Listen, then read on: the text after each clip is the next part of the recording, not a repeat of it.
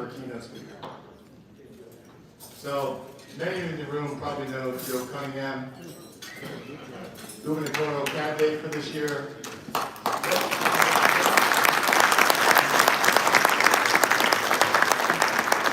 He is our keynote speaker this evening. We asked him to come up and, keep maybe the, to a minimum, but really talk about the veteran community in South Carolina, talk a little bit about Warrior Serve. Met him before, already liked this guy. So with that, Joe, come on up.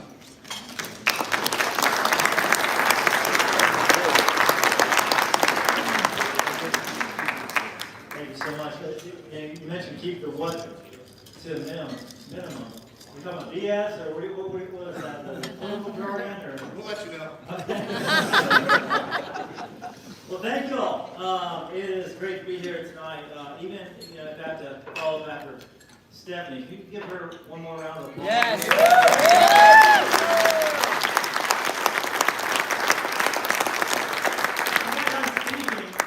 And I was like, I looked next door to me, Cody here. Oh shit! I gotta go after her. I gotta follow up after that. But we'll try our best here. It is an honor to be here with you all tonight. Honored to be here with so many of our nation's heroes, men and women who have served our country honorably.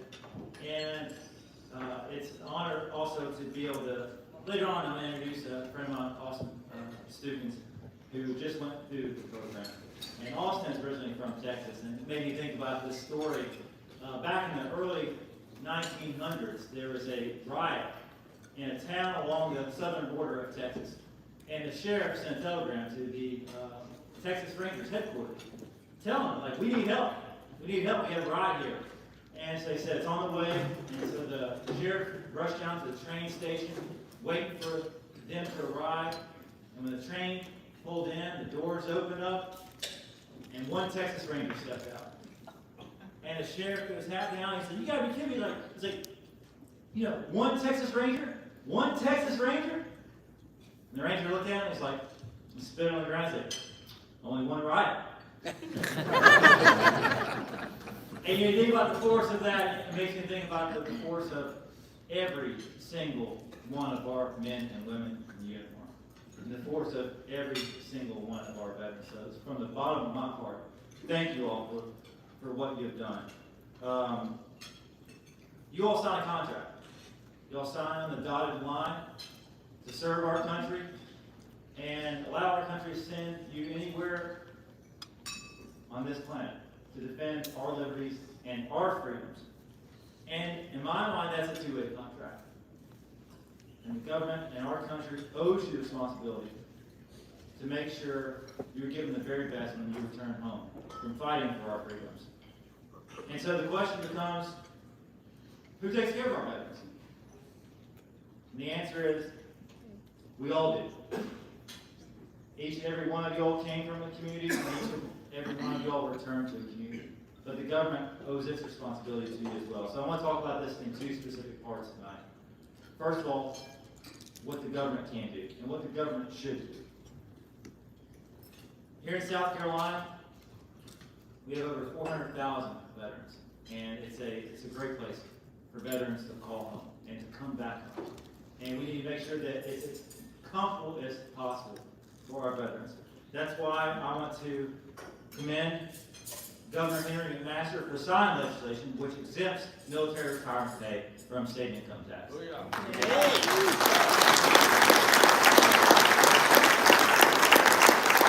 Really great step for our state. I had the honor of serving on the Veterans Affairs Committee in Congress for the last 2 years.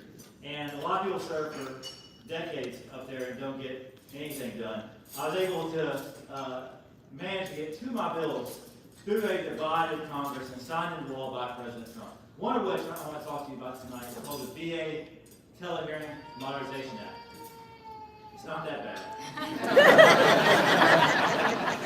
It's actually better than that. Because, we've all seen the importance of Zoom, communication on the internet, and everything through this pandemic, how much of our lives have moved to online. And when veterans have applied for benefits and then had those benefits denied, historically they've had to drive and appeal for those claims. Well, the VA Telehearing and Modernization Act allows veterans to, they can stay, it's fine. The VA Telehearing and Modernization Act allows our veterans to appeal those claims from the comfort of their own homes, on Zoom, on Skype, online, just like we log on to meetings. And when you say that in the civilian world, it may seem like a small feat, but recognizing access to benefits and how those are the lifelines to many of our nation's heroes underscores how important that actually is. And a lot of people, a lot of civilians take for granted just a simple thing. I remember going on a ride-along with the VA here in Charleston, ride-along out to pick up veterans to take them to their appointments.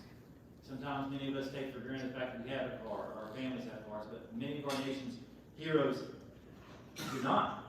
And so taking care of them. I also work in Congress on the Burn Pit Registry, passing legislation that initialized a Burn Pit Registry that helps veterans not only be identified with these illnesses, because this is the Agent Orange of our generation, and it needs to be treated so.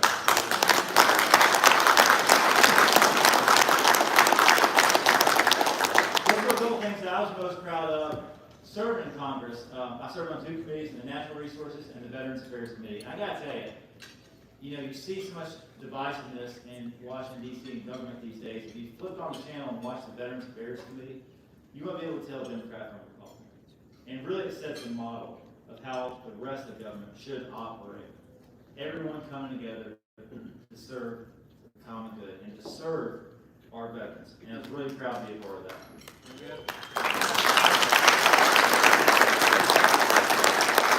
We got a long ways to go, though. There's so much more that government can do in order to honor the promises made to you all. Because you all have honored your commitment to this country, and our government needs to honor theirs. First and foremost, South Carolina has to expand Medicaid. Medicaid will provide health care to 1 in 4 veterans. This has a strong connection to providing health care and health care services to our veterans. But we also have to expand our options on health care as well. And I can't tell you, how many times I spoke to veterans who came back from service. Many of the injuries are not visible to the naked eye. And Warrior Surf Foundation knows that all so much, knows the impacts that PTSD has on people. And I remember specifically conversations while serving in Congress with veterans saying that I came back from serving in Iraq or Afghanistan, and the doctor just wants to push me into opioids. And they want to become another statistic. They want something, an alternative. And that's why we need to allow our veterans access to having medical marijuana. It's time to stop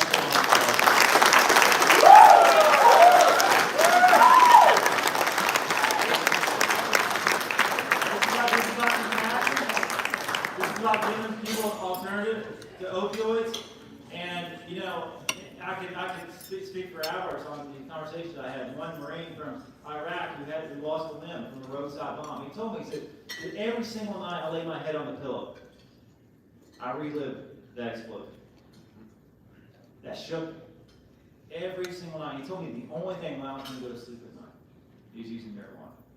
And if our men and women have given so much for our country, our government should be doing a hell of a lot more to give more back to them.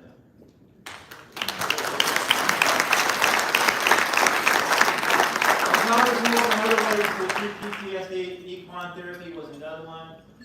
Therapy through yoga, but I cannot say enough on what Warrior Surf Foundation. Probably because it combines a couple of my favorite things: serving our veterans, but also surfing. And there's something to be said about being out there in the water. And there are certain lessons that you can learn when you recognize when you're sitting on a surfboard, and you can acknowledge what's within your control and what's not, and when to wait and when to paddle. There are certain life lessons that can only come about by being in nature and being in that position, out on a board, in the middle of the water. But it's not just the lessons you learn in Warrior Surf Foundation by just being on the board, but it's also who you're with. And it's also the company you keep. You know, I think it's Epictetus who said the key to life is to surround yourself by those people who uplift you, whose presence calls forth your best. And Warrior Serve Foundation makes sure that our men and women, our nation's heroes, are surrounded by like-minded people, people who have gone through the same struggles and the same things that they're suffering from. Because they know we have to take care of one another. That's what we do as Americans. And so, circling back to the original question, who takes care of our veterans? We all do. And we all must. Thank you all so much for having me.